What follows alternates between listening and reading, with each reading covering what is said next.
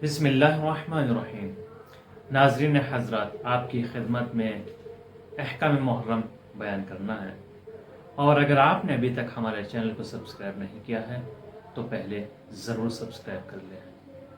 سوال کیا جاتا ہے کہ ماہ محرم کا آغاز ہو چکا ہے، غم حسین منایا جا رہا ہے، زہرا کے لال کو پرسہ دیا جا رہا ہے، اور مجالس اعضاء چل رہی ہیں، جیسے مجلس ختم ہوئی، خواتین آپس میں گفتگو کرتی ہیں شادی کے بارے میں، یہ لڑکی میرے بیٹے کے لیے بہتر رہے گی، شادی کے لیے بات ہو رہی ہے۔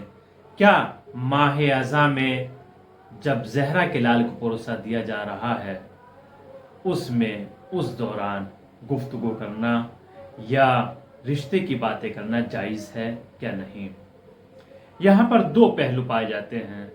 سب سے پہلا پہلو یہ ہے کہ اسلام نے شادی کو حلال قرار دیا ہے، اور بہتر ہے کہ موقع مناسبت پہ لڑکے لڑکیوں کی شادی کر دی جائے۔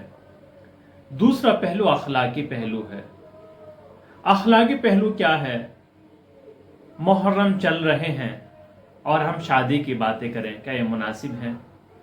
حرام نہیں ہے، حرام قرار نہیں دیا گیا، اس چیز کو حرام نہیں بتایا گیا، لیکن اخلاقی پہلو یہی ہے کہ آپ پرہیز کریں۔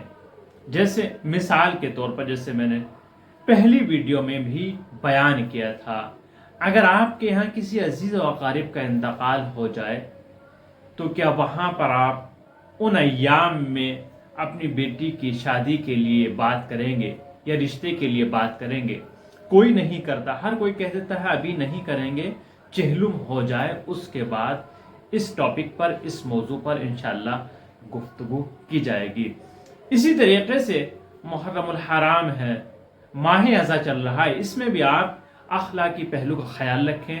بہتر ہے کہ ماہ محرم کے بعد آپ اس پہلو پر گفتگو کر سکتے ہیں اور رشتے کے لیے بات کر سکتے ہیں، لیکن حرام قرار نہیں دیا گیا۔ آپ یہ کہیں کہ حرام ہے یا نہیں، حرام نہیں ہے، لیکن اخلاقی پہلو ہے۔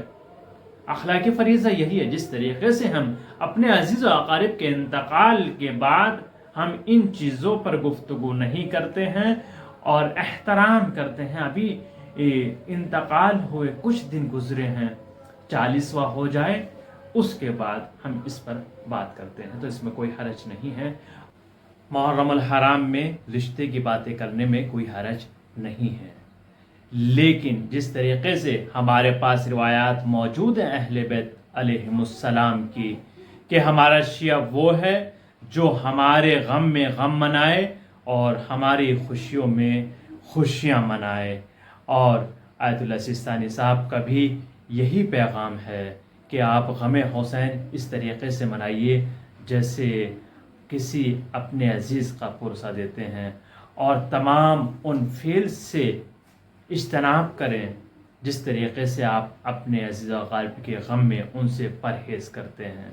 آپ سے گزارش ہے مکتب جعفری چینل احکام کو زیادہ سے زیادہ شیئر کریں اور سبسکرائب بھی کروائیے، تاکہ یہ چینل آگے بڑھے اور ہم آپ تک ہر مسئلے کا حل آپ کی خدمت میں پیش کرتے رہیں اور تمام مسائل فقہی کو آپ کی خدمت میں بیان کرتے رہیں۔ آپ سبسکرائب کر کے ہمارا تعاون ضرور فرمائیے گا۔